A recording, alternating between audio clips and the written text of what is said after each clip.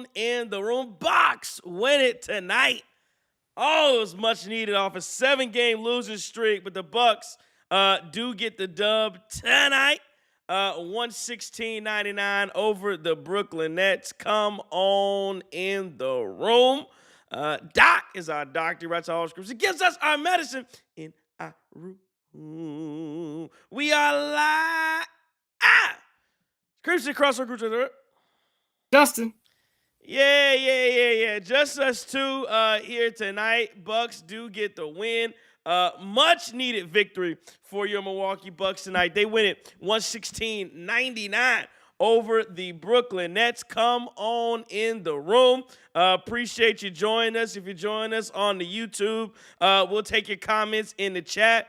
If you're joining us on the Twitter, at On Your T's Q's 973. Needed this one. Come on in the room. Will Lindquist here. Come on in the room. Actually, he says he's at the game. Drove 2 hours with the snow plus the storm to see the Bucks beat some ass. Come on. If you coming in here, gotta give some love to these Milwaukee Bucks. And as you come into the room, hit that like button on your way in as the Bucks get a dub tonight, 116-99. We appreciate everybody for joining us here. Thanksgiving break, all the good things. And we are back into the win column. Let's do it. Let's talk about it. We'll start this thing off with a game recap. Hopefully everything's running smooth here. I'm running from a different location, but that's all right. We're making things work out here in the shot. Is where we at. 116-99. Let's do a game recap. Giannis, light work tonight, fellas. Light work tonight. 19 minutes, 29 points, 8 rebounds, 2 assists, 2 steals, 12 of 15 from the field, 1 of 2 from 3, 4 of 8 from the line. He was a plus 27 again. I don't know if more you can say. This is a dominating performance from Giannis Antetokounmpo. How about Miles Turner? 10 points, 3 boards, 2 assists, 4 of 7 from the field, 1 of 4 from 3. AJ Green, shooting the lights out the ball, 15 points, 5 assists, 3 boards. He was 5 of 7 from the field, 5 of 7 from 3, plus 29. Ryan Rollins was a so my dad texted me, that mic is crazy. Ryan Rollins was a plus 30 tonight, leading everybody. 10 points, 4 assists, 4 steals from Ryan Rollins, 14 from the field. And how about Kevin Porter Jr., his return? Many people wanted him to fail. Many people were doubting KPJ. But I think you saw what Kevin Porter Jr. brings to this basketball team. I think you saw what KPJ can do for a basketball team, how he can play, how he can impact the game, not just scoring. All of the above tonight. We got to talk about KPJ and his return, a 116-99 victory, 13 points, 6 assists, 4 rebounds, 4 of 10 from the field, 3 of 5 from 3. He was a plus 10. I thought when he hit that first three-pointer, it was like the floodgates open. I felt really, really good about this thing when he did that. Gary Trent Jr., 5 points, 2 rebounds. Kuzma, 11 points, 1 rebound, 3 assists, 3 steals, 3 of 5, 1 of 1 from 3 tonight. Kyle Kuzma continues to impress me night after night after night as a role player off the bench doing what he does. I'm telling you, I've been so impressed with Kyle Kuzma. I really have. Bobby Portis, 13 points, 6 rebounds. I know you're not going to like what I have to say about Bobby Portis tonight, Justin. Again, he had 13. He probably gave up 20 to the kid. Danny Wolf, I never heard of the dude before in my life. He had a career. He had 7 points coming into this game. And he had like 16 in the first quarter, whatever. It's ridiculous kind of stuff we give up. Jericho Sims had 8 rebounds tonight. Gary Harris, 5 rebounds, 4 assists.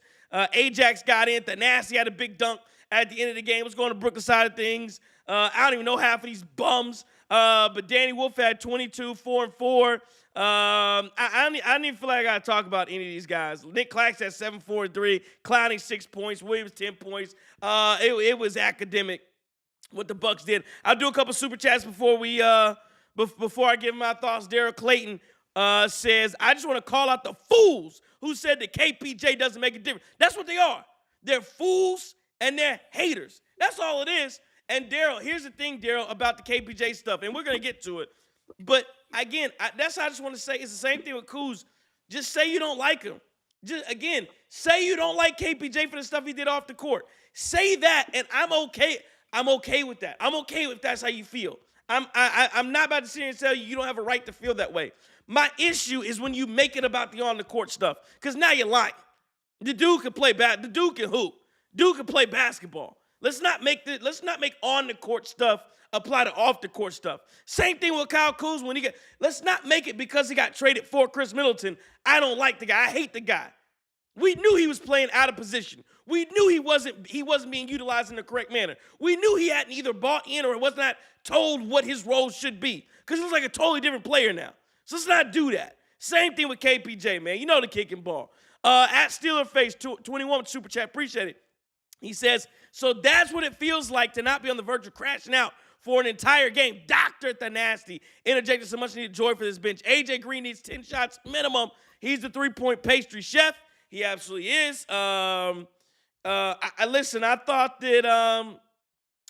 Derry Bird was, honestly, I thought the addition, and because here's the thing, I thought the addition of KPJ and what he brought and interjected into the team as far as an energy perspective, from his defense to his hustle to his ball handling, all the above, I thought that got AJ Green open looks. I thought all of that helped. And again, when you can get AJ Green's open looks, he hits them early. It's one of those things where, like they talk about all the time, Justin, when you see a shot go in, it feels like more will go in later. So now even when KPJ's not on the floor and it's somebody else, he's already hitting those shots. I thought AJ Green, he had 5 assists tonight. I thought he did a great job. You had 5 assists from AJ Green. You had 6 assists from Porter. You had 4 assists from Rollins. The other thing I noticed, Justin, was Giannis, and Wesley Matthews mentioned it on the broadcast, it was a while before Giannis brought the ball up. So you're instantly seeing the impact Kevin Porter Jr. has because Giannis doesn't have to work as hard.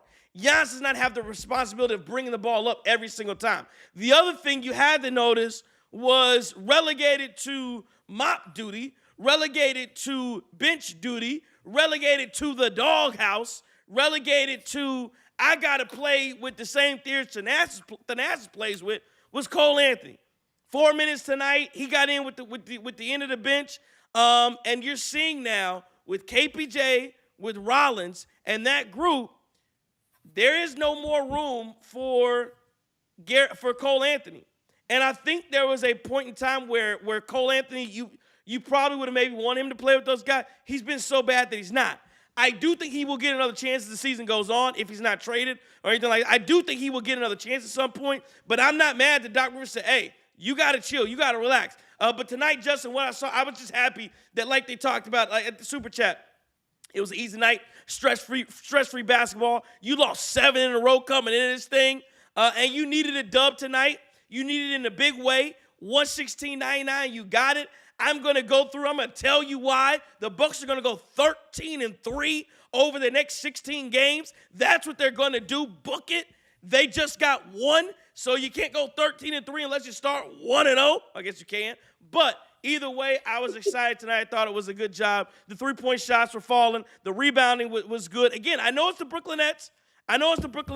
But this was needed. One more time, William Arrange Super Chat. Hang on. William Arrange Super Chat says, man, being from Australia, having to wake up early to watch Bucks games, sometimes 3 a.m. in the morning to catch some games. Feels good to be happy again watching this team. We really miss KPJ. William Arrange, appreciate you for getting up early and appreciate you for staying up and rocking out with the Cream City crossover because you do it all the time. So, again, appreciate you, William Arrange. And I agree. It's tough having to watch this team sometimes, but tonight was one of those nights, or at least this morning for you, if it's 3 a.m. over there, one of those times where you should be excited and happy about this basketball team. Listen, they're not dead yet. They are not dead yet. 9-12, a lot of basketball to go. That's what I saw. Justin, what'd you see? Man, what a night. I just feel like winning at some point is just what we had to do. Hey, got a quick question before we get to Doc, though. William Arrain, just curious how way out there in Australia you became a Bucks fan. Was it with the Dellavedova stuff? Was it with the Thon Maker stuff? If there's something else that led you to our family, curious to know that. Let's talk about what the player of the game had to say, which was KPJ. He was just happy to be back out there, but felt he was rusty. I feel like if that's a rusty KPJ, oh, baby, watch out. It's a good point. Doc Rivers, big kudos to the crowd tonight. Thought they were absolutely amazing considering the weather. And I hope you guys are doing well out there in Illinois too, Trey, because, Yep. we got one of them Southern boys up there in the Midwest where we get that real weather. I'm surprised you ain't do the show with the North Face on. But anyways, just thought they really brought the energy tonight. And it was amazing, man. He thought the guys were going to have to create their own energy, and the crowd brought it tonight. 21,000 points in one uniform is amazing. They put up there on the scoreboard a lot of the guys who have done it with their team. They did leave off Tim Duncan, though, which Doc didn't like that. Talked about Giannis being a generational player, but also a generational person. And I think that's a testament to, you remember back in the days when he would start out early and he would be signing autographs and give him 2 hours to be in pick and save. He'd be there 7 hours. He is the epitome of what Milwaukee is. He represents us to, this is me talking now, at an unbelievable high level. And we are so fortunate to have that guy there. Talked about again that his talent matches his personality. A lot of guys, well, not a lot of guys, but there's a lot of guys who do not do that. Talked about the guys need to make the extra pass tonight. And I thought we saw a great job of that. He thought this was Ryan Rollins' best game as far as making that extra pass. And when you brought KPJ back, it's amazing how effortless the game of basketball looks to Ryan Rollins now. This is me talking. And he talked about how Rollins didn't really have to pressure the backcourt. And he was able to just do a lot more because you have a Scoot in the game now. You have 3 guys who can handle the basketball and 3 guys who can pressure the basketball. So a lot of the ton of bricks on Ryan's shoulders are going to be lifted, and he can just go be the double R kid that he is. Moving the ball is absolutely amazing. Talked about AJ Green, and that's why I was laughing when you were giving a rundown, because as soon as you said that, he's like, yeah, the question came up with AJ Green with 5 assists. You mentioned it, Scoot had 6 assists. This team is moving the basketball. They're unselfish. Just talked about KPJ diving into the bench. That scared me a little bit, but he said, hey, man, KPJ yelled to the guys, get back on defense with a little bit of expletives. And at this point in the season, we just needed a win, and we got it. And he thought we were really close with Miami, thought we were close with the New York Knicks, but we found a way to get it. All I got, man, is it's so refreshing to see a win. And I think sometimes as Bucks fans who have now arrived at where we were supposed to be and where we dreamt about being back in the day, we're here now, and we get spoiled, and we expect to win. And we can't take this for granted. Beating the Brooklyn Nets, beating the New York Knicks, beating the Houston Rock, whoever it is, we need to cherish these wins. Because at one point, we didn't have this, and at one point, we may not have this again. Yeah, no, I'm with you, man. You need these wins. You got to stack them up. You got to add them up. And listen, man, I agree with Doc Rivers. I think he saw some of the same things that we saw, that we looked at here. Interesting point he brings up about Ryan Rollins looking like he had one of his, better games, moving the ball and doing those different things. I agree with him. And again, not everything's about stats. I get it. And yet Rollins is going crazy. He's averaging 18 points a game versus 5 that he's averaged for his career. And with KPJ back in the mix, you're right. He had 13. If you add that to Rollins' 10, maybe that's a 20-point night for Ryan Rollins, right? On a normal night. But you're right. I think he just freed up so much stuff. So Rollins only has 10 points, but 4 steals. How impactful is 4 steals versus an extra few buckets here and there, and having to shoot the ball, 20 times or whatever. I thought he was just as impactful tonight. I thought it was as impactful as a game. Again, I get it. It's Brooklyn. But I thought it was a super impactful game. And we'll really see this against the better opponents. And I know you have Washington coming up, so you may not even see it on Monday for real. But I thought the impact Ryan Rollins was able to have, because you have, like Doc mentioned, another backcourt, another running mate who can play, who can defend at a high level, who is very opportunistic. KPJ had 1 steal and 1 block. I wonder how many deflections they had between each other, because they were active hands all over the floor. The game looked easy for Giannis. And again, it opened up AJ Green as well. So the ball's popping. They did a great job. And the only thing that, killed us defensively was when the backups came in a little bit and let Brooklyn get around and make some buckets. But I thought the starting group looked great. Let me go to another super chat from William Arrange. He says, he's telling us about his story as Bucks. As a kid, my first jersey my parents got me was a retro Ray Allen Bucks jersey fell in love with the city ever since. Came to the States a few years ago. Instead of going to the big cities, he came straight to Wisconsin. That's a great story, William Range. Good That's guy, man. good guy, Awesome. and again, that's a beautiful job staying with it and becoming a Bucks fan. Mark Gomes talking about 29 and 19 minutes. Again, Giannis was. I just can't say enough. And I thought Miles Turner even though I want to see him more and more and more involved in the offense, I'd love to see him a little more involved in the offense. Bucks had, was it 7 guys in double figures tonight? I was just impressed with the entire operation offensively. I really was. And again, the Bucks, if Giannis only plays 19 minutes, if he plays 25, if he plays 30, if you have, again, Porter plays 24, Rilo plays 31, AJ only 23. I mean, Bucks could have put up 150 tonight if they really wanted to. So again, the 116.99, not truly indicative of how badly the Bucks beat the Brooklyn Nets tonight. But listen, I'm impressed. I want to ask you this, Justin. What did you think because I thought I wanted this to be the starting lineup, but I thought that they may hold KPJ out a little bit and bring him back slower, but he starts tonight. What did you think when you saw that announcement to start lineup? And do you think this is what it's going to be? KPJ, Rollins, AJ, Turner, Giannis for the foreseeable future. I'm assuming that it will be. Yeah, I really liked it, man. Shout out to Doc Rivers, man. We see so much negative talk the last 7 games about how bad he is and how he's terrible at this and terrible at that. But kudos to him. He made a change in his starting lineup, and I'm sure KPJ had been telling him for a week he's ready to go. We slow played him back. We put him in the starting lineup, talked about his conditioning in Doc's press conference, and I thought he delivered. And I thought that was a shot in the arm for this basketball team. I mean, folks, let's not forget. We lost to a nameless Portland Trailblazers team with 6 guys sitting out that basketball game. So before KPJ and before Giannis came back, I didn't think there was any team we could overlook. I think Doc is constantly evolving. Does he have holes still in the game? Absolutely he does. But shout out to him for taking a swing at this. And hey, this is awesome, man. We could have very well have lost this game without a KPJ, without a Giannis. And I mean, the Wolf kid, I mean, kudos to him too. He went crazy on us tonight. I think he had his career high in the first half. But KPJ in that starting lineup, I thought it was great. And I guess I'm not supposed to answer a question with a question, but I'm going to go ahead and do it because, You do that. You do whatever you want. I didn't go to the phenomenal Marquette Law School like you did. Ha. Shout out to Shaka Smart with the deflections too. Talked about deflections, right? Who is the bigger mascot for the Bucks now? Is it Bango or is it the Nassus? Oh, it's the Nassus.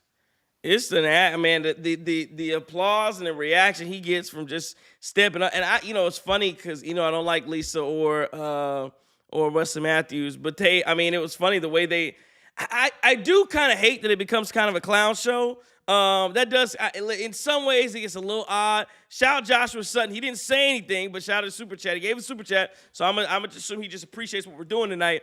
But it does kind of suck. He becomes a sideshow. Like Wesley has made a comment when he got into the game. He was like, "How impressive is it that Thanasis is already got beads of sweat and he hadn't even run down the court once?" And Lisa was talking about how hard he was working on the he was on the bike, he was biking like his life depended on it, that kind of stuff. Again, he has definitely become a sort of a sideshow circus act for the Bucks, but he showed you he can still jump. He can run, he can jump, and he gets the crowd excited. So I joined. William Liquid says he's at the game, insane when he got on the floor. He's iconic. Crowd went bonkers, and again that came across as we were listening to it. Mark Gomes says, "Gotta get Ross at MIP still, so we need his score." Listen, I want wins.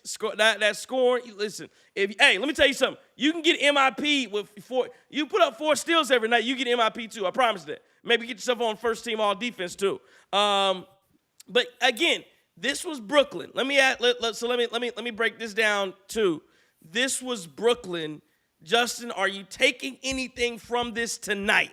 And then you have Washington on Monday, but are you taking anything from this other than is Brooklyn? Again, much needed. Thank you to the schedule makers. 7 in a row losses. You needed a Brooklyn on the schedule to stop the skid. But what are you taking from this, if anything, outside of KPJ's return and everything like that? So when you lose 7 games in a row, I don't care if it's the Boys and Girls Club. I don't care if it's St. Mary's School of the Poor. I don't care who it is. You got to get a win. And you just got to figure out a way to do it. Yeah, it's the Brooklyn Nets, but I thought you saw – and one thing about playing a team that is not as great as some of the other teams that we've lost to is that can help guys get their confidence back. And you mentioned it earlier with Cole Anthony. I hope him being relegated to the end of the bench section will help him to get his confidence up. I hope Amir Coffey now has more confidence when he shoots the basketball. All these guys, it was great minutes. And what I want to see during this, I think you mentioned 13-3. Was that what it? 13-3? That's what I want to go. I want to see 13-3 over the next 16. So I want to see a lot more Thanasis in the 16. Because one thing I'll tell you, Giannis is playing a lot better basketball with Thanasis on the end of that bench than when he's sitting in the front row of the crowd. I just think it's something to consider. No, it is. It is something to consider, and you want those. You need those guys in the bench to come in. If you look at what OKC's doing, I want these things to be stress free. I want as many to be stress free as possible. And somebody's talking about the plus minus from some of the guys. Again, your good players did not have negative plus minus tonight. Again, your starters, you have Riles plus 30, KPJ plus 10, Turner plus 25, Giannis plus 27, AJ Green plus 29, Kuzma, who's out there with a lot of those bench units, was a plus 6. And then you got Gary Harris, who was a plus 7 tonight, who has taken over minutes from Amir Coffey. And again, Gary Harris seems to be the guy who can just kind of make, I don't want to say think, he's kind of your guy that he's out there running around. He's just an extra guy. Gary Harris played 11 minutes tonight. He's a guy that has to take some of those minutes, and you're trying to find that next guy. I think I would love for it to be Andre Jackson Jr. because I feel like Ajax can actually provide a spark, can actually do things on the floor. But Gary Harris, you're trying to find like 10, 15 minutes from a guy who doesn't hurt you. That's all Doc Rivers is trying to do, is find 10 to 15 minutes from somebody who's not going to hurt me. And I think you're making that decision between Gary Harris and Amir Coffey because right now, like I said, Cole Anthony in 10 minutes is hurting you.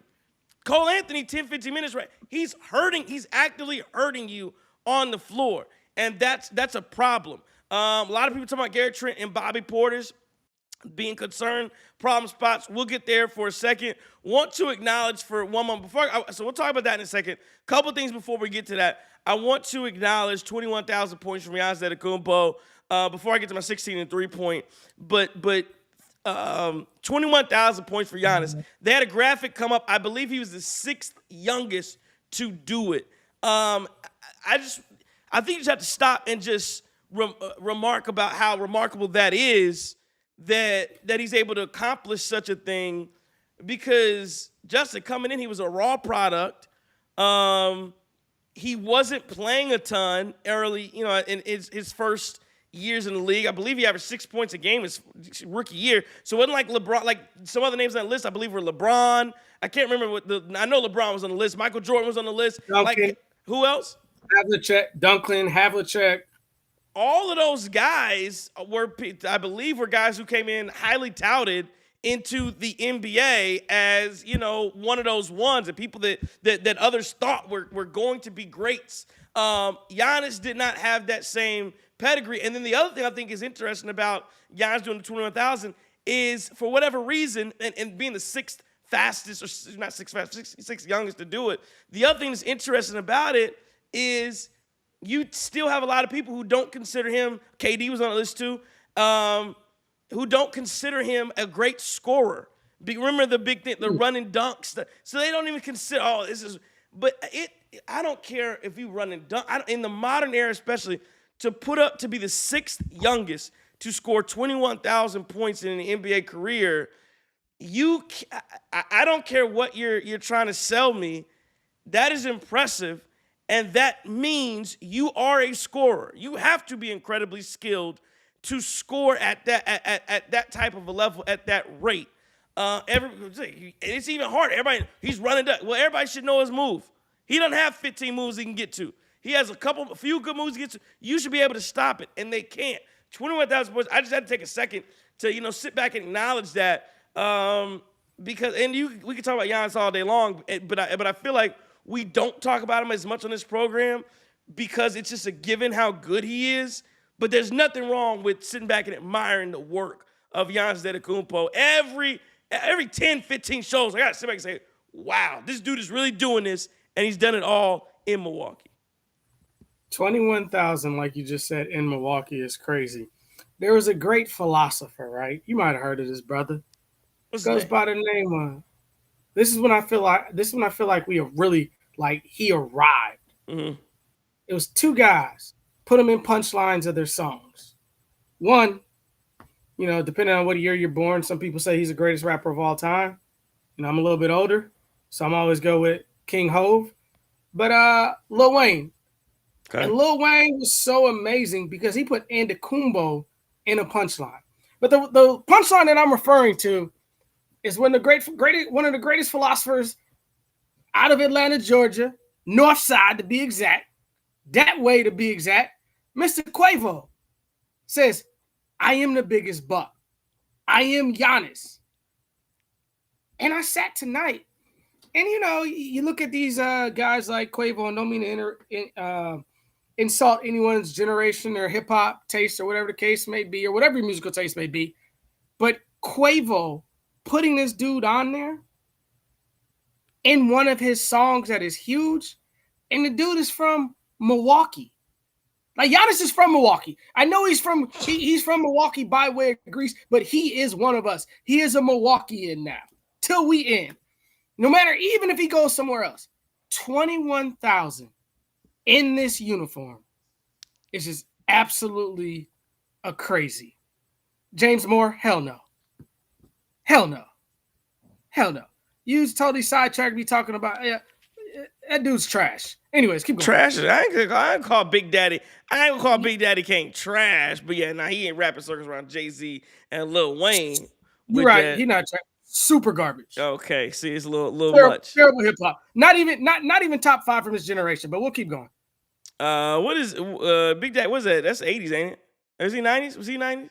No, he's 80s, and he's still so making appearances here in Raleigh, North Carolina, trying to have concerts at the park that don't nobody want to come. Like, go sit your old. All right, come on, let's talk about the Bucks. Sorry, you got me on a tangent. Look, Giannis, what he did is so impactful, just so impactful. And I think when we sit back at this grand scope of things, and we get to some of our later days in life, and I can only imagine with my granddad, with my uncle, with my dad, with your dad, with your family that has roots in Milwaukee feels, to look at this guy and realize he's one of us and he embraced the city, absolutely amazing. And let's not forget, he had 2270, I believe, in playoff points. And on top of that, he's a minority owner for your Milwaukee Brewers. Mm-hmm. If you do not understand what he's encompassed, it's crazy. Salute to Giannis. I'm going to get my game ball right now because I don't feel like I could go anywhere else. And you segue me into this. Giannis gets my game ball every year, every minute in the Bucks. Like you said, he came in the Bucks. He wasn't even mentioned. He'd get Thanasis time sometimes. And now he is the face of the NBA. I don't care what those other people say. He's the best player in the NBA. He plays defense when he wants to. He rebounds the ball when he wants to. He scores the ball. And James Harden's on that list of 28,000 points. But to think that Giannis has surpassed whatever James Harden's career is, he's not flopping. And you got to think about it. He's lost at least 9,000 to 10,000 points off of the BS non-foul calls. Yeah. Yeah, no, it's incredible what Giannis has done and who he is and how he's done it here in the city of Milwaukee. Didn't got to go to a big market to do it. Steeler Face says Giannis refurbished the entire downtown himself. He absolutely did. There's no question. Like I mean, that's not hyperbole. That's not like that is a true statement. Downtown Milwaukee was revitalized because of Giannis Antetokounmpo. Whatever they pay him, not enough. Not enough. I know he's making $50 million. Not enough for what he's done to the city of Milwaukee. All right, let's get to this 13-3 thing real quick. So that's just people saying, don't be delusional. 13-3. What are you talking about? Let's do it. Let me rattle off the 16 games. And we started off 1-0, by the way. So now we need 12 more of these wins. You have the Nets. Okay, that was tonight. Dub. You win. That was a dub. That's one. You have the Wizards. That's two. You don't beat the Wizards on Monday night. That's 2-0. The Pistons, you probably lose. Okay, I'll give you that. The Pistons, you lose. That's 2-1. The Sixers, you're going to come back with a fully healthy squad. Give me 3-1. The Pistons again. Here's the thing about the Pistons again. I think you get that one. That's your 4-1 there. Then you have 4 full days off, Justin. You have 4 full days off. If you want to tell me you lose, here's the thing. You have Celtics Nets. Those are the replacement games for the because of Constellation losing in the NBA Cup. Even if you want to pause you. Go ahead. Let me just pause one. And with that NBA Cup, now we don't have those long flights from the Central Time Zone out there to the Western Time Zone of Las Vegas. So I think we're going to see a big boost of energy for that. Keep going. I'm sorry. Here's the thing. If you want to tell me you lose both of those Pistons, I'm okay with that because you're either going to beat Celtics next. So however you want to do it, you're either 5-1 and you either have 1 loss Sixers or 2 loss. Excuse me. You either have 1 loss to the Pistons or 2 losses to the Pistons or some combo of 2 of 3 to Pistons, Celtics, Pistons, again, those 3 games. Then after that, you have the Nets, another win. The Raptors, you've already beaten them. You should have beaten the last time, but I believe Giannis was out during that second game. The Wolves, you win. If you want to call that a loss, fine, I'll take that. And that's your third loss. After that, you go Pacers, Grizzlies, Bulls, Hornets, Wizards, Hornets, Kings. Win. Raptors win. Wolves win. You're winning all these games. Wolves from down. Pacers trash. Grizzlies trash. Bulls. They lost tonight to the Pacers. Hornets ass. Wizards ass. Hornets ass. Kings ass. This is a very winnable streak you're going on. Raptors going to be playing better on. This is a very winnable streak. And even talking about the road test, yes, because those road games it's 1, 2, 3, 4. It's 5 road games in a row. Wolves, Pacers, Grizzlies, Bulls, Hornets. And I'm telling you, you're winning all 5. You may lose to the Wolves. That's it. You got 13-3 right here.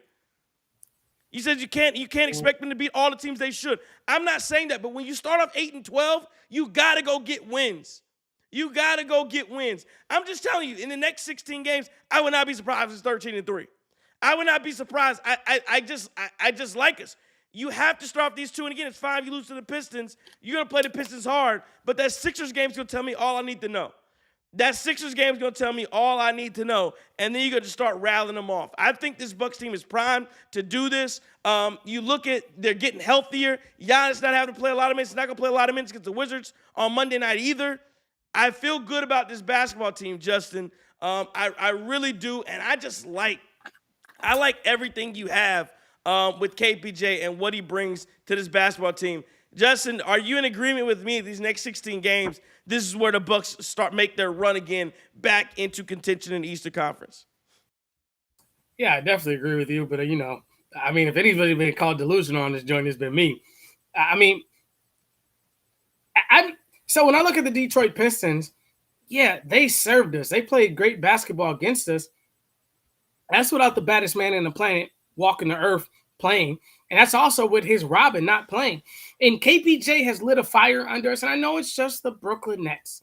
So I'll be calm and understand who we beat. No one you mentioned scared me, including the Detroit Pistons. And what I want to say about those 5 road games, yeah, they're 5 road games. Completely agree with that. You and I have both been to Charlotte. That's not really a road game. There's probably more Bucks fans there than there's Hornets fans. That's a good point. Chicago's going to be the same way. I would imagine Minnesota's going to be the same one. And one thing about Milwaukee people, if we're not going to Atlanta and we're not going to Dallas or Houston, we in Memphis. It's going to be a big presence. I would look for this Bucks team to go on a surge, and it just doesn't. Can they trip their feet? Absolutely. But I think Giannis is focused, and when you look at his post-game interviews after the Knicks game, when you heard A.J. Green's interview played tonight from the Knicks game, these guys got to come in and we got to kind of get focused. Still faced with the super chat. He says, and we know Turner's getting real excited about seeing all that ass on the schedule. Mo to the that's crazy. Yo. Still, there's no reason you're doing that. Get that boy a game ball too. Listen, Steelers man. base. He's going in with the super chat. Listen, man. I just feel really good about his basketball team. That's all I know. And again, it's not just about tonight, not just about the Brooklyn Nets, but the Bucks are going to be fine. I've told you all along, these Milwaukee Bucks will be fine. But you needed this one. You needed this one tonight. Justin, anything you're seeing, I guess, from, and we don't have to be super long tonight, but anything that you saw. Well, no, I do want to talk about this. Let's go back to last night because we weren't on last night. Not last night, the night before that against the. Well, I guess it Knicks. was last night. That was last night. It's a back-to-back. Last night against the Knicks, Bucks eliminated from Cup contention. That was a heartbreaker. Even though I think Knicks ended up winning about 8 or something like that. We weren't on, but that was such a winnable basketball game last night. I felt like the officiating was terrible, especially that first. It got better. It was fine in the second half, but the first quarter, I think there was a point where they had they had 20 points. They made 3 shots because they took 14 free throws in the first quarter, and that changed the entire dynamics of that game. And then there was a moment I'm trying to remember from yesterday in the fourth. I want to say where I can't remember the sequence anymore, but I know Giannis took a 3 that was ill-advised. And it was just so many moments and chances in that basketball game that you had and just weren't able to take advantage of. But that game was there to be won. Giannis again only played 28 minutes last night. That was the other one I wanted to talk about from last night. My issue last night outside of that was inexplicably. So Kuz had a hell of a game last night. Again, back. Amazing. The other thing I want to stop game myself ball, right there on Kuz. You should have got a game ball if they win that game. The other thing I got to say about Kyle Kuzma, man, and we can talk about this too, but listen, you talk about here's the thing. People want to find this big wing that you can. What I always talk about when people talk about blowing up the team, Justin? Let's blow up the team. Let's trade Giannis. Oh, so you want to try to find another Giannis? That's just want to trade Giannis to go try to find another superstar. Because at the end of the day, that's you're gonna be looking for another superstar. You trade a superstar, you're trying to find the next star. So why would I trade? I already have one. Why would I do that? But you're trying to trade Kyle Kuzma. And what I believe people are trying to find, they're low-key describing Kyle Kuzma. Well, I want a 6'9", 6'10" guy that can defend all positions, that can score the basket. You're describing Kyle Kuzma. You just showed me the guy you want. He's right here. We got Kyle Kuzma at home. Listen, the only thing you could argue that Kyle Kuzma has not done or maybe cannot do at a reliable rate is hit the three-point shot. But outside, and even tonight, he hit 3 tonight. Last night, he knocked down every shot he took. But if you could, the way he scored, the way he does other things, and I think the question people have is, well, can he do it consistently? Well, it's been, we're 8-12, we're 23, 22 games in, whatever, 20 games in, and I could count maybe 2 or 3 bad Kyle Kuzma games this year. But what I was going to say about Kuzma last night was then in that fourth quarter, they put Kuzma in the last 6-7 minutes. They put him on Brunson. And Brunson was cooking all night. And Kuzma stops him. And he stops him. And he stops him again. And he stops, and the Bucks are coming back, and they're making this ferocious comeback. And there was other point where he missed a couple free throws. It's the only shots he missed all night, damn near. And you're trying to tie the game up. You just couldn't get to tie it up. I think it was 104, 102, whatever it was. And as Kuzma is stopping him over and over and over again, out of nowhere, Doc Rivers says, well, let's blitz. And they start blitzing. And all of a sudden, Mouse Turner's now out of position. And I don't remember if Bobby was in at that time. But people start blitzing a guy who Kuzma was stopping one-on-one. And now he got everybody out of position. because now instead of Brunson missing that shot over Kuzma's outstretched hand and us getting a rebound, well, now because you're blitzing, Brunson is dumping it inside. Here goes Mitchell Robinson, dunk. Here comes, or the missed shot on the double or whatever it was turns into a rebounding opportunity for New York because because Miles Turner is pushed up defend. It just did not make sense, and you didn't close that game. I just didn't understand the strategy switch up. If Brunson had been cooking in the fourth, I would understand, okay, we got to do something different. But Kuzma had stopped him like 5 or 6 possessions in a row. Sorry, I'm taking a long time. I just did not. I just hated the way we ended that game last night when there were so many opportunities. And I thought Kuzma was doing a fine job one-on-one. And we changed the strategy. And it just opened up everything on that back line for the Knicks. I feel like, so definitely echo everything you said. A couple of things on top of that. Not only when it was the 2-point game where we couldn't get over that hump, but there was a time where it was like a 9-point or an 8-point game. And we had a couple steals, and we had thrown the ball away to Quentin Grimes and this guy and that guy. And I mean, we got to sharpen it up a little bit. I think Kyle Kuzma is the best defender on this basketball team. I know we have a defensive player of the year on the team. And I really think low-key Kuz should get some mention. He may not be the best defender in the NBA, but he definitely should get some mention as one of the defensive players of the year. And I think if you trade this guy, and I understand the contract, but hey, man, what we got to stop doing as Bucks fans is spending Haslam, who the other owners, money. Stop spending them dudes' money. It ain't no money out of our pocket. We paying to see them jokers anyways. So if Kuzma makes 28, he makes 15, he makes 17, I don't care. He's a check ball guy, and you need those guys. Your toughest defender, or your toughest offensive player, he's going to go out there, and he's going to stop them. See something in the chat about Orlando. Paolo Banchero, when he comes to town, Kuz is going to check him. Luka Doncic, as he's cooking, Kuz is going to check him. And think about how small Jalen Brunson is, and Kuz stayed in front of him. Up and down. And we're talking about 94 feet. Pat Bev, check ball at 94 feet, right? Absolutely just great defender. I think when you get rid of, obviously Giannis is the best player on the team, but you can make an argument right now from the year that he has, he's top 3 on this basketball team of level of importance. And I don't think you trade him for a gosh darn Zach LaVine, who was barely getting up and down the court on defense at all, doesn't try,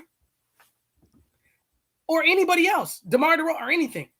And I see a lot of stuff in the chat. Y'all want to trade Bobby Portis? That's cool. I understand why. I don't think you trade Kyle Kuzma. And I don't want to trade Bobby either. I didn't want to trade Middleton. And the whole Kuzma jersey being up there again was about embracing the brother that came to our team. But it's a lot of y'all in the chat. Y'all coming, and we're not talking about every one of y'all, so we ain't got to get 32 replies about it. Because if it's applicable to you, file that to your memory bank. But y'all came last year, and you talked every game about how terrible this dude was, how he's this, how he's that. Now he's balling for us, and y'all quiet. Now y'all want to shift your energy to Bobby Portis, or you want to shift it to AJ Green, or you want to shift it to Gary Trent Jr. Hey, man, you're a Bucks fan, so just admit it. If I tell you that Miles Turner sucks, I want to be wrong.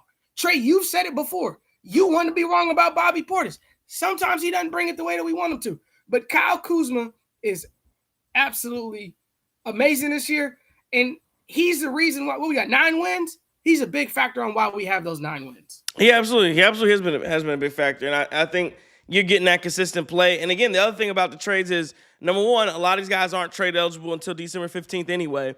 But number two, everybody, you guys make trades yesterday.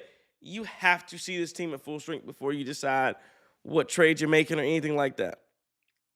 You have to see this team at full strength. So you had to wait until KPJ came back, and because you have to figure out where your holes are and what you need. And again, going back to KPJ wanting to rebound, he had 4 rebounds tonight. Again, it ain't 10, but there's nothing to scoff at to go get 4 rebounds from a guard spot. So you just have to know what you actually need. And again, tonight was the Brooklyn Nets, and Monday's going to be the Washington Wizards. But you have to see 10 plus games to me of KPJ in this group before we make a decision or determination as to what the Bucks are going to do or what the Bucks should do. Lags 9220 says Kuz with DeRozan and Levine is gross. Again, when it comes down to it, I would rather if you tell me how to pick between one of those two, I'm definitely picking DeRozan over Levine because I just think DeRozan's a better defender.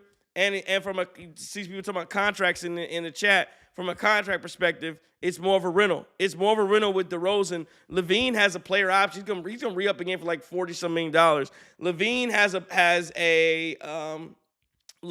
second year, but only $10 million of it is guaranteed. So you can literally cut DeRozan if you want to and get out of it after if it's a 1-year thing. And kind of keep moving on. Secondly, I see some stuff in the chat about the microphone. My pop says something about microphone too. I'm telling you, it's the exact same microphone. This is the same microphone I've had all year. The only thing is I was able, because of the setup, to move it in front of me. That's the only thing. Usually it's to the side of me. You guys can't see it.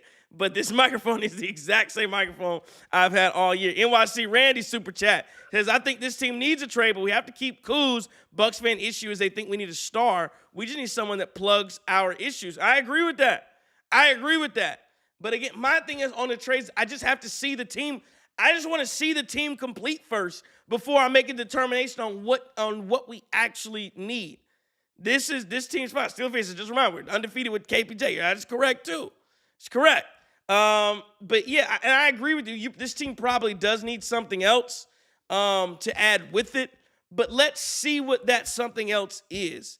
And over these next 10 or 15 games, we'll be able to make that determination with KPJ healthy in the lineup.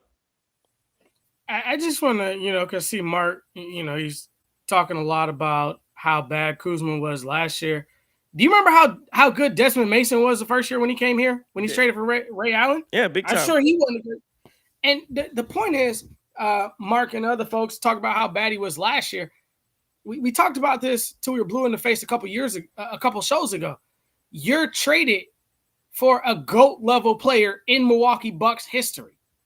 You have, and regardless of what we see, some of them dudes probably hear what we say. They hear what all these other podcasts say. They see the Twitter. They see the Facebook. They see all the stuff in the social media. The world was on Kuz. You saw the brother go get a haircut, and he hooping now. Yeah. So, and it's not about the fact of how bad he was last year, because we always said there was something in there. You just got to be patient with it. Kudos to Doc Rivers. Kudos to Vin Baker, Darvin Ham, whoever helped pull that out of him. That might be a pause, right? That's a pause. A little bit. It's probably a pause. But he's playing better. And that's all we need to acknowledge. I'm not asking you to, and we're not shunning you for the stuff you say. We said there were games where he's better. He should be better than what he was. But now he's doing everything. And by the way, he's checking ball against the other team's best scorer and limiting them. I agree with you, Trey, as far as for the next game. We should not have switched that defense. I wonder how much of that is Doc or how much of that is the rest of the staff. We're not going to single anybody out. Mm-hmm. To kind of read it between the lines. We just gotta go. We just gotta go with it, though. We gotta go. We gotta let this dude be him. I told you this year he's a superstar role player, and you're starting to see why I said that. Yeah, no, he is. And again, I wonder, like, to your point, there was something in there. You could see it. He had to buy into his role. But again, I think people mentioned the contract. What, $20 million or 25, whatever he's making. That is a lot of money for a role player. Like, I would love him at more like 12 or 15. He plays like a 12 or a 10, 12, $15 million player versus a $20, $25 million player. I understand that piece of it, that part of the equation, that thought process. I totally get that. But at this point, like you said, we can't spend their money. His contract is what it is. You just have to keep playing. I tell you, he is a better player right now than the guy he was traded for, really than the two guys he was traded for. But that's another story as well. No, but go ahead. That's a great point. Would you rather have him making $20 million or the other guys making 30 that he was traded for making 20? Well, the other guy had an opt-in. He was going to make 31, 30. He's going to make 30 to 32 million. That's what that was going to be. But again, Kuz is playing his role very well. And again, we like to see it continue. One question again, before we go to Twitter, I want to ask you about Bobby Portis. What did you think of his game tonight? Do you have any? Are you concerned? I mean, are you concerned about what you're seeing? And then Justin, what can he do to change some of the perspective tonight? Again, he was 5 or 10, 3 or 5 from three tonight. He shot the ball well. He was a -4. It just feels like, I guess I want to ask you, what does it feel like? Well, let me go to the super chat real quick before I ask you that. NYC Randy says, as a known Doc hater, shout out to him for doing what I guess pregame. If you keep KPJ and Rollins in the game at all times, helps you win minutes when GA is out. Bobby has to be better on D. W. Doc. And again, you're correct about that. We talked about that earlier, about the just the play of KPJ. And again, the guy who suffered was Cole Anthony, who did not get any minutes. And I believe, is that correct? I mean, again, there was some garbage time, but in the minutes that mattered, as the game was still somewhat in the balance, Rollins goes 31 minutes, KPJ goes 24 on a minutes restriction. So I'm assuming, in the minutes that mattered, either one of those two was on the floor at all times. But so that's true. But I want to go back to, let's go to his last point here about Bobby Portis. Got to be better on defense. Bobby has a good offensive night, and it still feels underwhelming. And again, against a Brooklyn Nets team, what are you seeing? What do you think Bobby has to do to change that narrative, change that perception about him? Score the basketball more. Like, he can't – I'm not going to ever look for Bobby Portis to play defense. Like, it's just not what his thing is in the league, right? Just like I'm not going to look for Andre Jackson Jr. to be one of our top 5 scorers on the thing. There's certain guys who are good at what they are. Bobby clearly, as long as he shows an effort on defense, which I thought you saw some effort tonight. I remember it was in the third or fourth quarter. There was a closeout. He closed out on the guy for the 3. He swung it over. The guy hit a dribble and, knocked down the wide open 3. But Bobby was out there hustling on that wing, trying to get there. I don't think that all of Bobby's defensive failures are necessarily on him, without understanding the full system that I guess Buckner's our defensive specialist, understanding what he's running. But I don't disagree that he can be better on defense. But for me, it's all about just showing effort. I don't think there is nothing that he's going to do to show that he's going to be a good on-ball defender, and he's going to be a guy when you do the pick and roll, he's going to get killed on the pick, on the roll every time. Same thing with A.J. Green. A.J. Green's never going to be a better defender than what he is. I don't need him to do that, though. I need him to knock down the shots. What I do need is whoever's on that backline defense, backing up A.J. Green, backing up Bobby Portis, or whomever else is out there, I need you to be better. I need Miles to be better at protecting that rim. You got to cover some of this crap up. And Sims, love him to death, but it's not a brain-dead basketball right now. You're not covering the rim. You're not rebounding the ball. And then you get the ball in point-blank range, and I don't know what the hell you're doing. Just go up and dunk the ball. Shoot. I am okay with any person on the Milwaukee Bucks shooting and missing if the effort's there. But you can't be trying to swing past it through 3 defenders and turning the ball over. Yeah, I think you mentioned Sims. I think Sims there were a couple moments where I think he's trying to dribble and get his lift. When he gets, if you're around that restricted area, you just got to go up and know that you have enough length to get yourself to the basket. You just go up and be a high flyer. Don't bring it down. Don't dribble it. Just go straight up. On Bobby, I think that's the thing that we're talking about. It's the effort. I think that's your problem. Here's the difference between A.J. Green and Bobby Portis. You mentioned A.J. Green. You mentioned A.J. Green defensively. A.J. Green, he's not really lost off ball. Right, like A.J. Green is typically where he needs to be at all times. Now, whether he makes the defensive play without fouling, that's another story. Whether he, gets beat and feels like he's gotten beat a little more this year than he has in the past. But I never do I question the effort defensively from A.J. Green. Like A.J. Green is one of those guys that is working on both ends of the floor. He's either working to get open on offense. He's either looking for a shot offensively. He's setting screens for you. He's doing all of the things offensively. And then defensively, same thing. He is working his ass off. Whether he makes the play, he may not. But he's working. Sometimes he played, I think, great defense a lot of times on, some of these, like against Toronto. Thought he played great defense on some. I think might have got matched up on Brandon Ingram, or Scotty Barnes, or what's the other guy out in Toronto? He kept getting matched up. R.J. Barrett. he's there. Sometimes he fouls. Sometimes the guys just are a little tall for him, and they're able to get the shot over him. That's okay. I'm living with that. What I can't live with is, well, there's Danny Wolf, who I've never heard of, and we're late over on the rotation. What I can't live with is, I see him. I'm not really going to run out and close out as hard as I can because I don't feel like it. That's the stuff. I'm ball watching. They got the ball. Man, he going tween, heads. My man's back. My man's gone. And now we out of the rotate. That's what I can't live with, and that's what I see too much from Bobby Portis. And again, that's what I'm talking about. DeMar Gomes, some of you guys talking about it. Yeah, tonight, that's the thing that sucks because Bobby had a good offensive night. And some nights shooting, you might miss shots, whatever, but you have a good offensive night, and it seems to be overshadowed because the defense was not up to par. And that was the problem for me tonight from him. Anything else, Justin? We can start to get this to a close, but anything else before we start moving here and get to Twitter and then get to the game balls? It's good to finally win, man. I'm just excited to win. I don't care who we play. A winning night is a great night.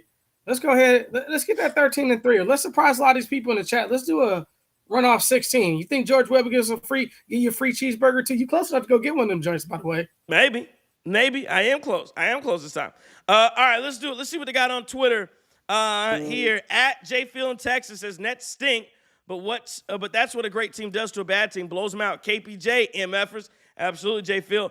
At Sunk345 says Bobby is the weak link. Worst defender I've ever seen.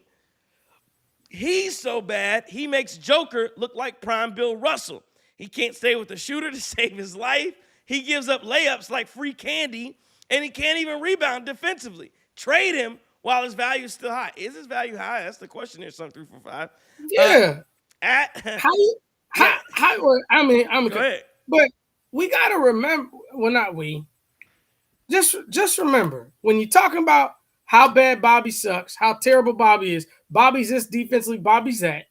And we got to realize these coaches are scheming to target Bobby when he's in the game, right? So why the hell am I going to give you a worthwhile piece for someone that I'm looking at Good point. as chopped liver on the floor? Good point. And I'm not saying Bobby you're chopped liver, by the way. We just got to keep it a buck. But if that's what the fans are saying and that's what the other coaches are, you're just not going to get much for him. So you're not going to get Jonathan Kuminga. You might get Jonathan Isaac, but there's a reason why he don't touch the floor either. I saw a lot about him in the chat. Sorry, go ahead with Twitter. No, I agree. James Moore says George Weber's trash. Those burgers tasted worse than cafeteria food. Okay. Hey, how you put somebody on timeout in the chat, man? You on timeout for that, man. You got 2 timeout comments tonight, James. We love you. Thank you. At the Wisconsin, it says KPJ look good out there. If we trade the the Wisconsin kid says KPJ look good out there. If we trade the fake mayor for a wing, we'd be cooking. Gotta string some wins now. At NYC Randy says, great win. You give teams credit when they go out and do what they're supposed to do. KPJ ball handling, passing, shot creation, huge for us. Only one negative was Bobby on defense. Shout out to Doc. He did what I said pregame, kept Rollins and KPJ in at all times. Let's streak up now. I'm hype. AZip70 says, so good to have KPJ back. Hopefully we go on a run now. Bobby needs to go on December 15th. His shot selection is awful, and his D gets worse by the game. And then at eRyan99 says KPJ impacts the game in a way that stat sheets don't show. I don't know if it's his hustle's attitude, but it's something. Last one at Baker Man WN says KPJ and Rollins, great backcourt that complements Giannis very well. Having the playmaker for KPJ and Rollins relieves Giannis that playmaker pressure and provides him with better looks under the baskets. That's what we got from Twitter. A lot of comments. Again, a lot of good comments, but do seem to be marred with the common theme of liking KPJ back, and then the other one talking about Bobby Portis. Let's go to game balls. Justin, you already gave yours out to Giannis, so you want to do some AKAs there? AKA the baddest man walking in the city of Milwaukee. Oh, yeah, we can't say that. Okay. AKA just the franchise, AKA the biggest buck, AKA I don't think in my life I've seen anything better in a Milwaukee uniform. There you go. My game ball tonight is gonna go to you always give the cape to Giannis, who had almost another 30 and 10 night, but and 21,000 points. Shout out to him. But KPJ didn't get my game ball tonight. His return I thought was impactful. He did a lot. And again, I'm just happy to see him back in a uniform. 13, 4, and 6, 1 steal, 1 block, 4 10 from the field, 3 of 5 from 3. Plus 10 on the night, open up things like you talked about, ball handling, shot creation, creating for others, doing all the little things. KPJ gets my game ball tonight, a.k.a. My name is Kevin, a.k.a. Welcome back, a.k.a. Hey, we all need a second chance. That's what I say. Amen. KPJ. My guy, man. So again, good to see KPJ back in uniform and doing what he does. Shout out to the haters as well. All right, Justin, it's that haters? time. Yeah, all the it's like he had a lot of, he still got a lot of haters. Here's what it is. Let's look around the NBA, Justin, see what happened tonight. Bucks win 116-99. Clippers up over the Mavericks right now. 3-point game in the third quarter. Timberwolves beat the Celtics tonight. 119-115. The Hornets beat the Raptors in overtime tonight. Let me see some 30 and 12 from Barnes. Quickly 22 and 10. Ingram 22 and 6. But they do get a dub. The Hornets 35 from Miles Bridges, 14 and 5 from LaMelo Ball, and 26 and 4 from Antetokounmpo. He was 4-7 from 3. He's shooting the ball well. Say what? He's a hooper. He is a hooper. Pacers beat the Bulls 103-101. Game winner came from Pascal Siakam. In that one, Pistons beat the Heat 138-135. Warriors a dub over the Pelicans. Nuggets beat the Suns. And that's it from the NBA tonight. Justin, there was some. I didn't watch a ton of college today, but I know there were some interesting scores around. Ohio State beat Michigan, Wisconsin. Did they finish out and get a dub? No, they really terrible game. 3 turnovers. Lost 17-7 to Minnesota. Okay, that was a snow game. You had beautiful. Yeah. You had NC State. NC State. Shout out to my boy Ken, man. He listens to us. You know, we're not gonna talk much this week because he's a Chicago Bears fan. He's from Chicago. He's a big Bulls fan, but him, you know, my sis DJ listens. He was at the NC State game. They gave Bill Belichick that belt to ass today. And then he just had Auburn kind of drop the ball twice, fumbled the ball away a couple times, and Alabama was able to escape with a 27-20 victory. You had a lot of good balls. Clemson beat South Carolina today. Yeah. It's a great SMU. You got Cal and SMU 38-35 with 15 seconds left in this fourth quarter. Notre Dame is putting belt to ass on the smartest school in the ACC now, Stanford. It's just a great time for college football. But the unfortunate thing about it, my homie, it's over. There's no more. It's conference championship playoffs now. Yeah. Bowl game time. Like, it feel like it just started and we're already done. Did Lane Kiffin make a decision yet? What's happening over there? They were kind of going back and forth on it quite a bit, but nothing has came out unless it breaks now. But nothing definite unless someone in the chat has something different. Wasn't today his last day to decide? I feel like, and they said he was addressing the team, but then I kind of turned off ESPN and went to Bucks. Yeah. That's all that matters for us. Okay. It'd be interesting to see what he does at Ole Miss and if he makes that decision to go to LSU. How about this Thanksgiving? You had some games obviously went down. Did we talk? Were we on after that? We ain't been on yet, have we? What's today? No, we ain't been on. Okay, so Packers beat the Lions. I actually didn't see that game. I was traveling during that time, so I didn't see Packers Lions. But I did see Cowboys Chiefs, which again Cowboys starting to play a lot better. Lions, it feels like the Lions again. I don't think you're gonna get 3 from the NFC North, so the Lions might be odd man out. Bengals beat the Ravens again. Lamar Jackson starting to struggle, and then yesterday, of course. Bears, Eagles. I think a lot of people penciled the Eagles to win. Chicago Bears top of the NFC North. I'm telling you, they are feeling good with what they're doing. You beat the Eagles this past week. I'm just saying. I also still don't get the thought process of going for it down. I don't care what anybody says. Going for 2 down 9 does not make sense to me. And I don't care what kind of analytics you bring in. That doesn't make sense when you're under 5. I believe they were under 5 minutes left in the game. Earlier in the fourth, I totally get it. You need a 2-point conversion. Fine. I'll take that.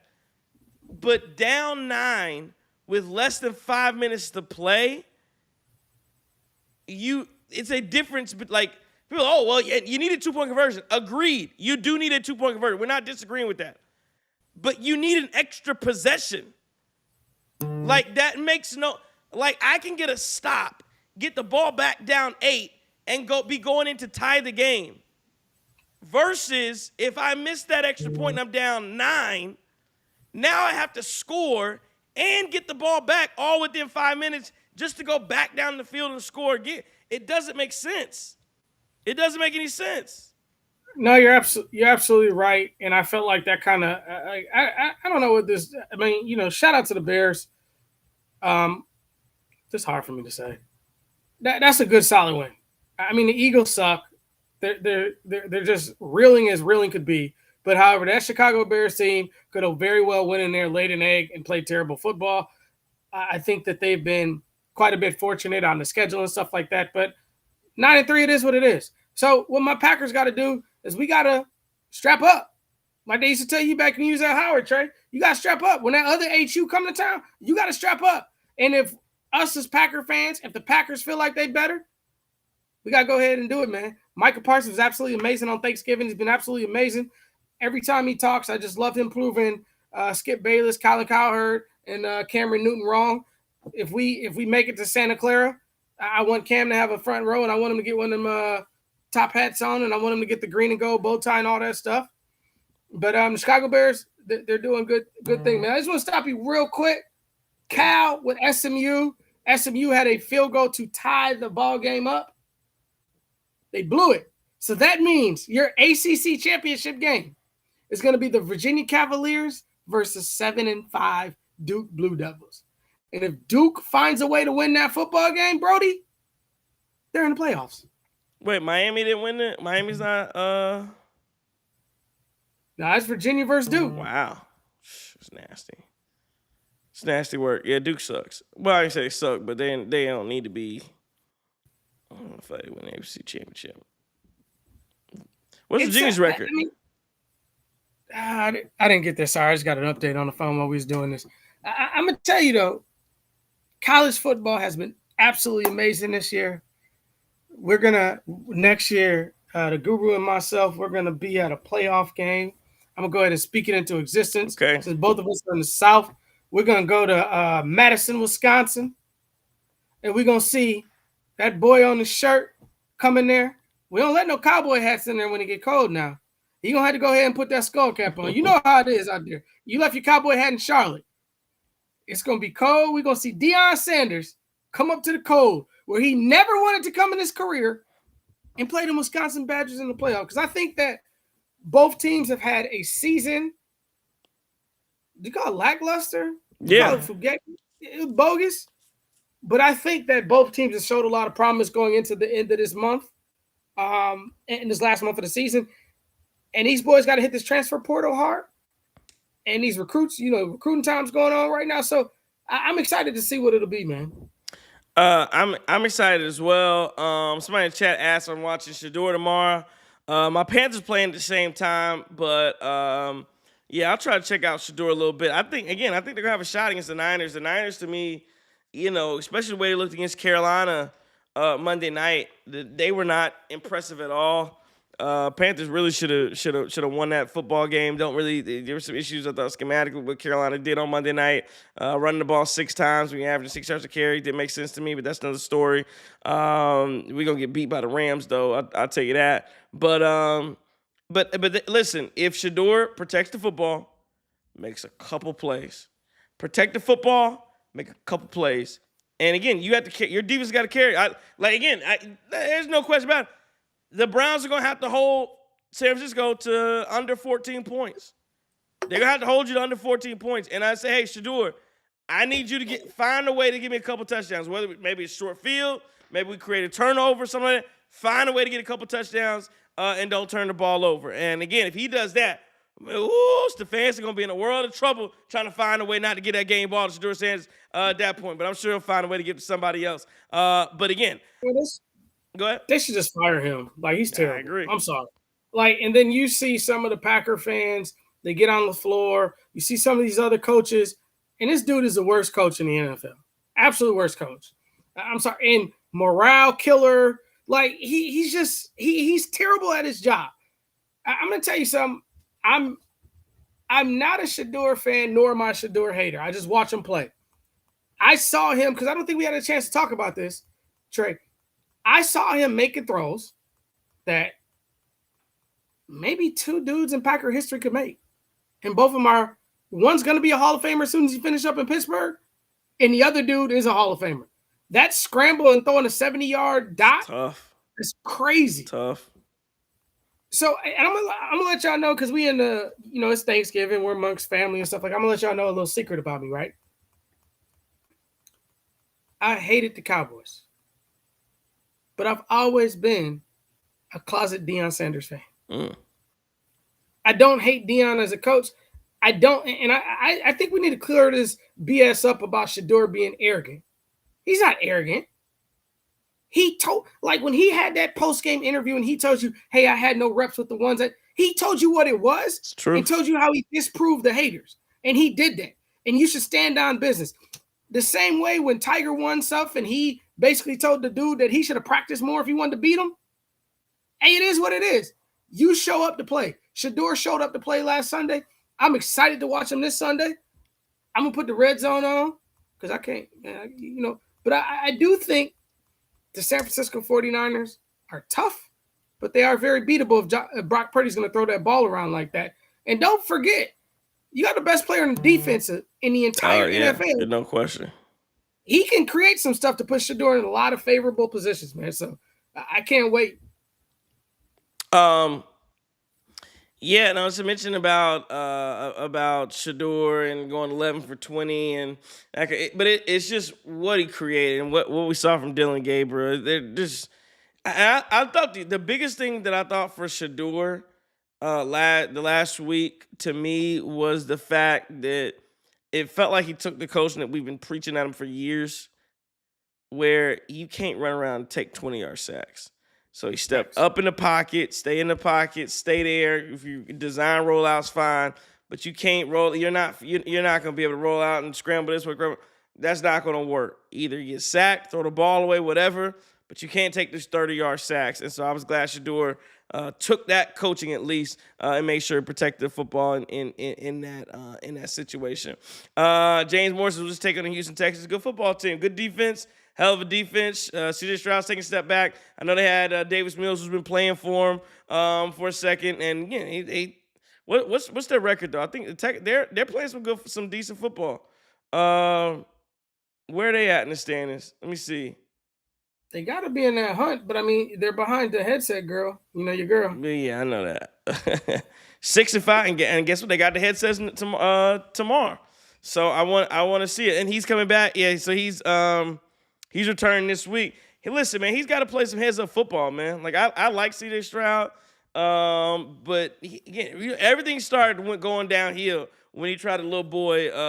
He tried his son, Caleb Williams, that game and try to give him that advice or whatever. And Caleb was like, who do you think you are? You have one good year in the league. And he's trying to tell everybody some advice. Was he wrong for what he told him? No, he just told him that his better days are in front of him. Listen, it was sunning him. Which the issue was, trying, 100%. The issue was C.J. Stroud. He acted like he was Aaron Rodgers or something. Like, I'm a 15-year vet, and hey, man, your best days ahead of you, big dog. Keep it. I don't need you. We on the same plane, my guy. Your best days ahead of you too, buddy. Who you think you are? I don't need you to tell me nothing. That's like Bryce Young walking. Hey, man, keep your head up. You keep your head up. You just like you damn near out the league too. What you talking about? I would love for them to play each other again. If I was Caleb Williams, I'd go to see it drive. Hey, keep your head up, dog. You'll be all right. That's what I would do too. Don't ever disrespect me like that. But you can't go up to someone and tell them to keep their head up in terms of Caleb when you're 17 for 36.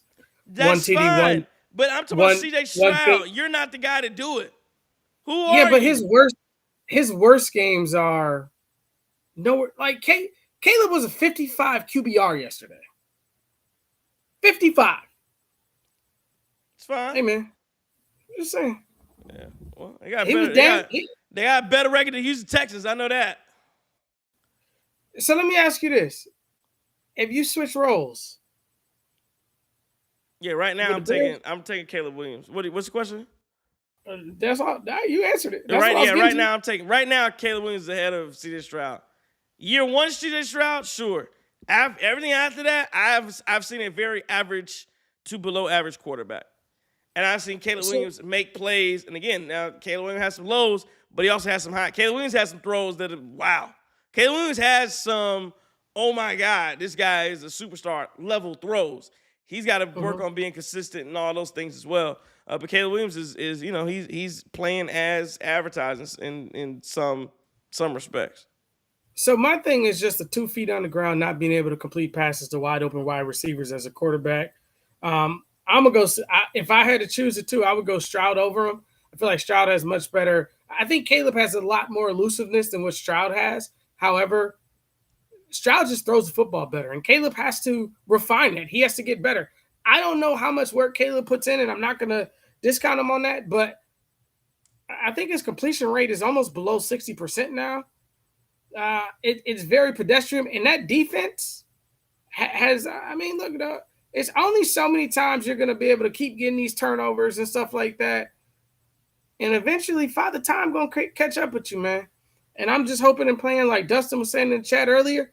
I'm hoping and praying that Father Time's name is Micah Parsons, and he knocks the fingernail polish off that boy. Iron Man says Houston Texans have an awful offensive line. That's fine. Listen, they weren't giving Bryce that same credit. All I heard was he was trash, get him out the league. So I'm not listening to the offensive line stuff. You're the number 2 overall pick or whatever. He was number 2. You got to be able to overcome some of that. When you get the money that these guys will get when he gets in there, you got to overcome the offensive line. So you still hear that about Bryce too, which is just crazy. Like, I was listening to some national stuff, and he was like, "Oh man, I know the Panther fans are gonna." I should have texted you to call into the dude too.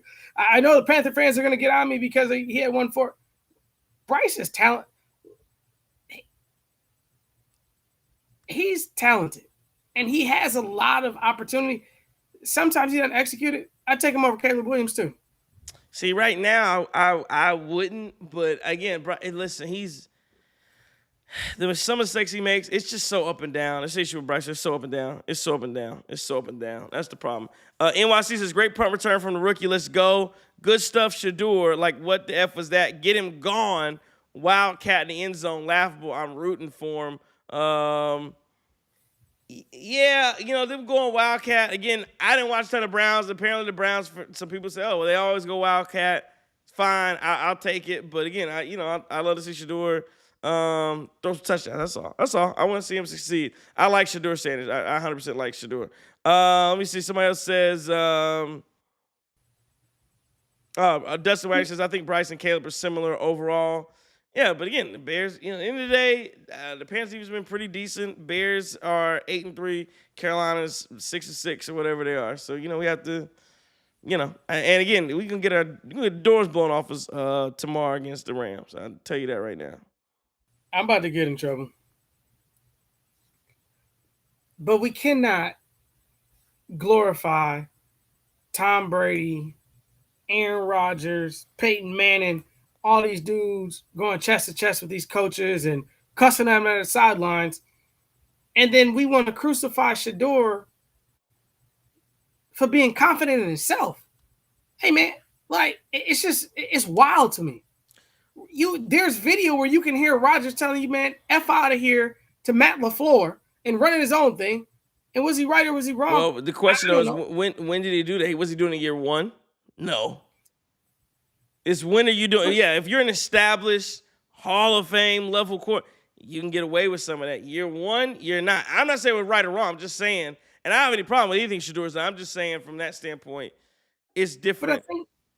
I think the media gets on him, and he gets like painted in this unfair advantage. And part of the problem is, and this we talked about it back when you saw those T's and Q's, which, by the way, one of the best radio shows ever. And we probably need to get that joint back going somewhere, somehow. So if you know a way, like, holler at us. No, but like, dead serious, we can't fault a dude for being confident in his own athletic abilities. And that's all Shador is. He's not I'm not behind the scenes. And I know we heard the stuff about the draft stuff, but we're past that now. He's a Cleveland Brown. And I've heard no stories of him being insubordinate or anything else like that. No. And he got on the field, he balled, and he deserved the right to say, middle finger to all of y'all that doubted me. No, 100% on that point. But yeah, I think I listen. I agree. I thought the media stuff after the game, I thought it was fine. His post game press conference, I thought I didn't have any problem with any of that stuff. I think he just has a lot of haters. So it is what it is, and they're waiting on him to fail, and they hope he's gonna fail this week, and hopefully he doesn't. Dustin thinks the Panthers are going to hang with the Rams. I'd love to see it. I just don't think so. J.C. Horn is out. Trayvon Moore, who punched Jennings in the nuts the other night, on Monday night, he's out. We have a couple offensive line problems on the place. A couple guys out. So again, they're going to try to rely on Rico Dowdle, but I just think that Matt Stafford's going to throw the ball all over the field on us. It's going to be hard to keep up. It's in Carolina. But I just think it's going to be hard to keep up with all of the absences that Carolina has. Trying to keep up with that pass offense is going to be crazy. I got 10 on the Panthers and 10 on the Browns to win. Let's go have a payday. Let's hit the pay window tomorrow. All right. Sound like a donation to me. That's an NCAA education lottery fund. Exactly. All right. I don't have any. I did one more. Only other comment. Somebody said that college football's been dead since NIL. Again, I just always question why. I don't understand that piece about why NIL is such a big deal. I'll never understand it. Again, if you want to talk about transfer portal and how that's another story, and about when the portal, I can listen to that. But again, I'm literally looking at Lane Kiffin. Season ain't no. What they say? Well, the guys you're sitting out of bowl games. Lane Kiffin in the middle of a historic season at Ole Miss, and he's juggling between what job he wants. So I respectfully, I don't want to hear about what the kids are doing. You know what they're doing? They're copying the adults. They're copying what they see. That's all. So again, if Lane Kiffin can make that same decision, let them same other guys make it. NIL is just money. Again, same thing. When you pay Lane Kiffin in scholarships and book money and per diem meals, and he takes that as his salary, then I'll listen to taking that for the kids. When those ADs get paid, Brian Kelly with that buyout, when those guys are getting they can use some extra classes. They can use some extra. Why don't they go do that too? Get them some scholarships. Yeah, I don't want to hear that. Those guys absolutely deserve to get paid. When you play big time football, big time D1 basketball, you get it doesn't NIL ruin what college football was about. Did it? I mean, I'm just saying, what was it about? When you say what ruined what it was about? I think it was before NIL. Again, to me, they were being exploited. And I'm not saying exploited in the sense in a bad term. I'm just saying that these guys were. It was a $1 billion industry, and those guys weren't getting paid. Like, you can't tell me that is fair that those guys get paid in scholarships and book money when their coaches and administrators are getting paid real money. That's not fair to me. Trey, correct me if I'm wrong, but there's certain things, because you played college football, you couldn't go to the cafe and get an extra meal or stuff like that, could you? That's considered infringement on whatever the beliefs were. There were guys that talked about at UConn, they went to bed hungry on that national championship team with Napier and all those guys. So I think at one point we were way too far on the left, and now we're way too far on the right. And we got to get some middle ground here. But those young men and young women should absolutely be paid. And I think across the board. And, you're right.